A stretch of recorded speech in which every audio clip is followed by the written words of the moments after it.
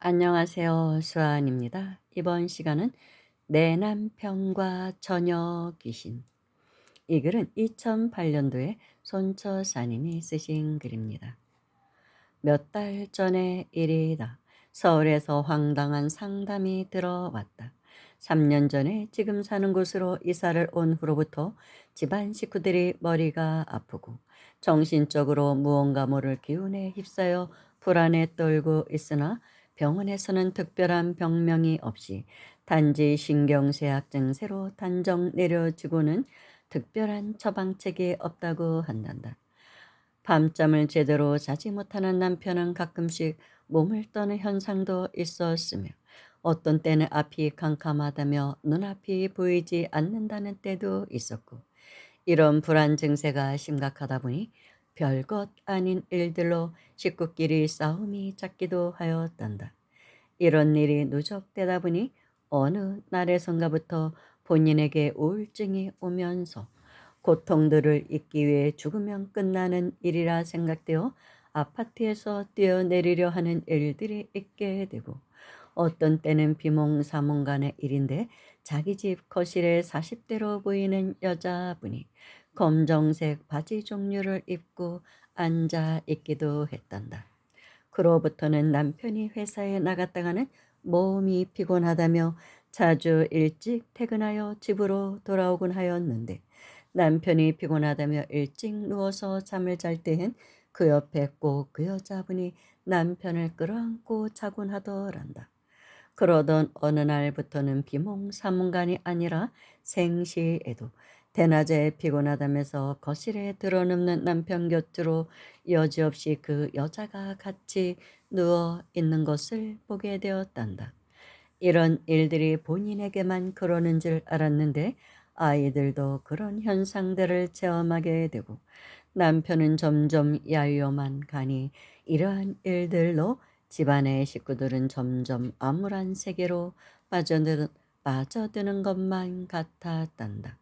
상담 내용으로 보아 이분들은 가족 전체가 빙의에 시달리고 있다고 보았다. 빙의가 진행되면 꿈이나 예지 능력이 생기기도 하고 평상시에는 없던 영감도 얻게 된다. 귀신이 사람 몸에 자리 잡기 시작할 때에는 눈이 충혈되고 몸에 반점이 생기거나 눈 주위에 검은 빛이 돌기도 한다. 어떤 땐 추위도 많이 타고 몸에 벌레가 기어다니는 듯한 가려움도 느끼기도 한다. 때로는 쉽게 피곤해지기도 하고 피로가 풀리지 않기도 한다. 이러한 일들로 인해 감정의 기복이 심해지기도 하여 쉽게 흥분하거나 지나치게 우울해지기도 한다. 여러 가지의 상담을 통해 이들은 종교가 없었으며 무지의 행을 살고 있었음을 알았다. 조상대대로 무슨 일이든 자기 자신에게서 문제점을 찾지 않고 남에게서 무언가를 찾으려 하고 쉽게 타력의 힘, 즉 무속인의 힘을 빌려 무엇인가를 얻으려 하고 해결해 왔다는 것을 알 수 있었다. 이번 일에도 역시 무속인을 찾아 굿을 해내어 귀신을 물리치려 2번 시도했지만 돈만 몇 천만 원 날리었단다. 묘하게도 이런 분들에게서 공통적으로 느끼는 것이 굿하는 데는 몇 천만 원 바치는 것은 아깝지 않은데 고통받는 이웃에게 밥 한 끼 대접하는 데는 인색하다는 것이었다. 결국 현재의 고통은 욕심이 화근이었다는 말로 표현할 수밖에 없고, 마음이 불안하고 분노와 욕망이 가득한 사람들이 쉽게 이러한 현상에 접하는 수가 많으므로 두려워하지 말고 부처님께 의지하고 마음의 힘을 키우도록 권했다.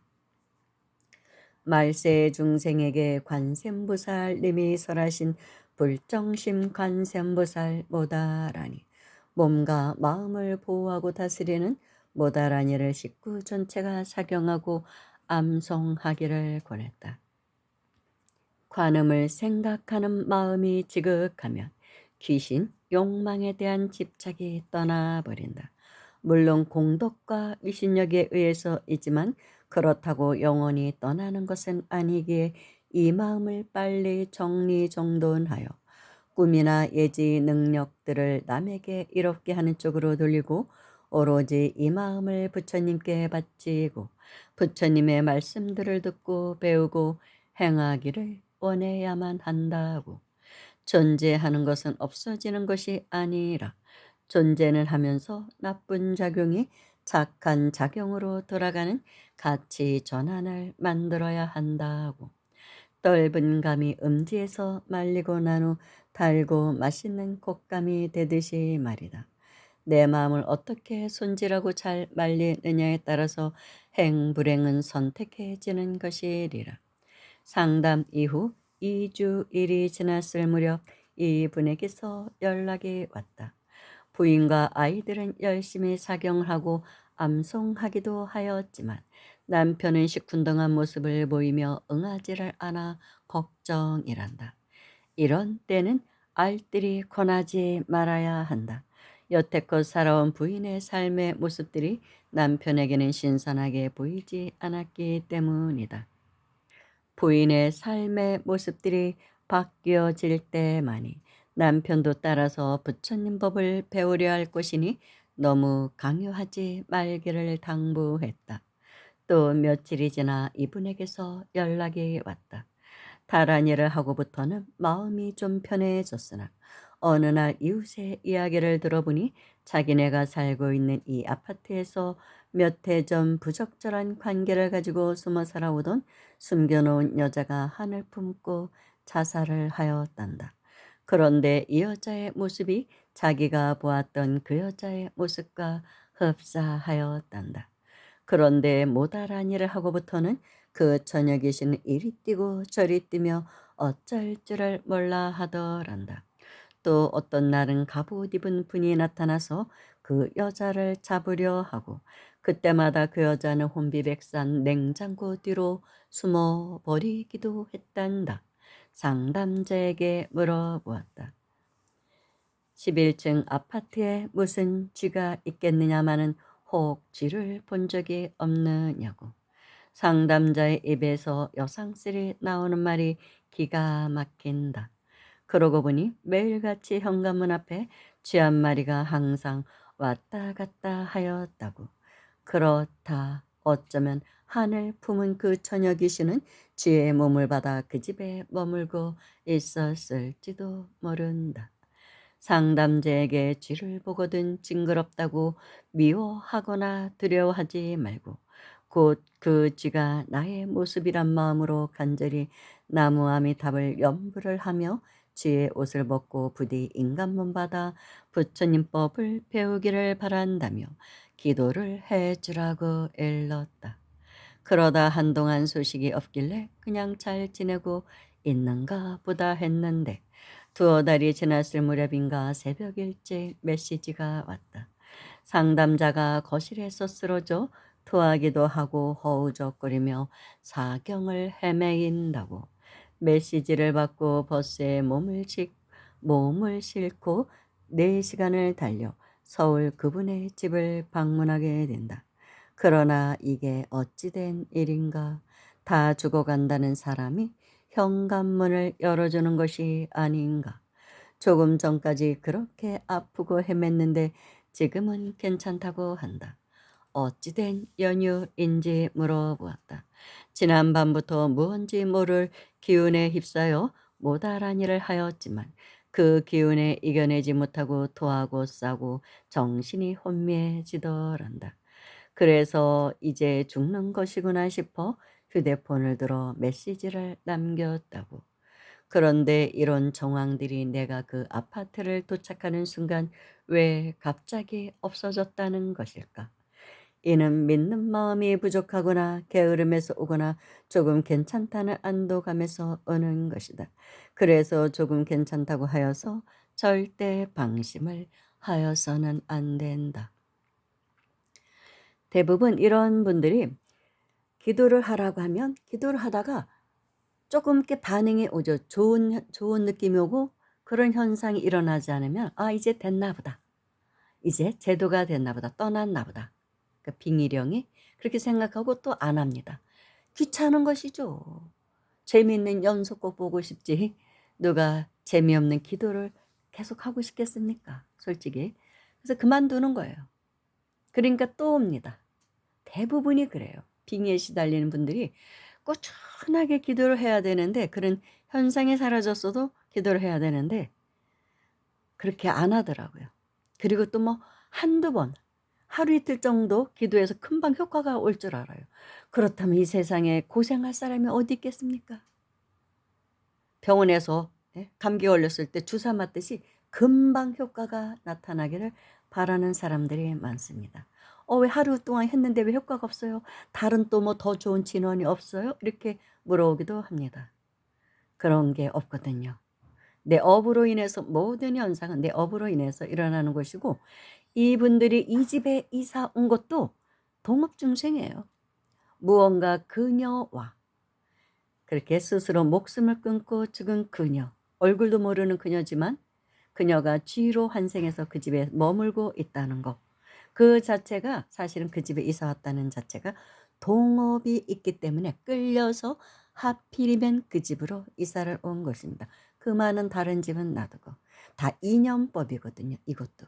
그래서 그런 현상을 겪는 사람들은 이 자체가 나의 업으로 보고 전혀 상관없는 여자 같아도 그렇지가 않은 거예요. 그래서 기도를 해서 그녀를 제도를 해야 됩니다. 이런 이치를 알아야 되는데 모르니까 왜 나한테 필이면 우리 집안에 이렇게 해꾸지를 해를 끼쳐?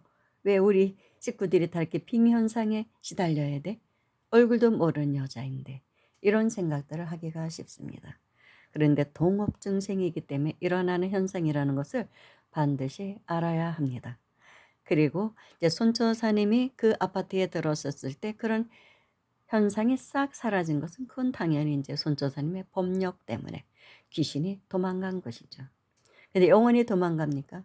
처사님 가시면 또 오죠. 그렇기 때문에 본인이 그 힘을 길러야 하는 것입니다. 스스로 그렇게 차단할 수 있는 그런 내공을 길러야 하는 것입니다. 기도를 하고 마음 공부를 해서. 다시 본문으로 들어가서 지금 현재 이분의 가정에서는 이렇다 할 일은 없이 남편도 열심히 다란히 사경도 하고 아이들도 열심히 하고 있는 중이며 휴일에는 가족이 함께 저를 찾아 참회 기도를 하고 있다. 보는 자와 보이는 자는 동업중생, 상담자 역시 부처님법을 만나지 못했다면 또 세상 누구를 원망하거나 저주를 하며 잘못된 길을 갔을지도 모른다. 사람을 저주하거나 세상을 저주하며 독약을 마시거나 목을 메어 스스로 목숨을 끊는 일들을 우리는 흔히 주위에서 많이 볼 수 있다. 그네들의 심정이야 오죽했으면 그러했겠느냐는 동정심은 있을 것이나 분명한 인과의 굴레에서는 벗어날 수 없으리라. 고통의 원인은 다른 데 있는 것이 아니라 자기가 저지른 업의 대가에 냉혹한 바람이 아니었을까. 그러나 이들은 본인에게서 일어난 일들을 돌이켜 자매를 하지 않고 남을 증오하고 저주하고 보란 듯이 남의 고통 아랑곳 없이 몸을 내던져 버린다. 그네들의 가족들은 어쩌면 이 떳떳하지 않은 죽음의 슬픔은 더 가중되고 불안해할지 생각지도 않은 채 말이다. 석가 세존께서는 다음과 같은 말씀을 하셨다. 어떤 한 무리가 석존을 몹시 욕했을 때 석존께서는 역풍에 쓰레기를 버리면 그것이 어디로 가겠는가 결국 버린 쪽으로 돌아올 것이다 라고 하셨다. 자살하는 사람들이 어떤 면에서 볼 때에는 피해자인 것 같아 보이나 실상은 가해자나 다름없다. 가해자의 자업자득, 즉 자신이 저지른 일에 대한 업보를 자신이 받게 된다는 것이다. 어느 종교를 막론하고 스스로 목숨을 끊는 것은 죄악시하고 있다. 죽으면 끝나는 것 아닌가요? 글쎄다. 흔히 하는 말로 죄짓고는 못 산다란 말은 무엇을 뜻합니까? 법이 무서워서 감옥수에 가기가 두려워서 결코 그것만이 아니리라. 죽음 이후의 세계와 인과의 법칙에 저촉되기에 윤회하여 더 모진 고통을 당하리란 두려움에 죄짓고는 못 산다란 말이 나왔으리라. 제가 이제 한 줄기의 향을 사루오며 까마득한 옛날부터 지어온 바 나쁜 일들 예외 없이 뿌리 없는 삼독심이 원인이 되어 입과 마음 온몸으로 끊임없이 저질렀기에 저희 이제 이모들을 참회하나이다. 나무아미타불 관세음보살, 나무아미타불 관세음보살, 나무아미타불 관세음보살. 감사합니다.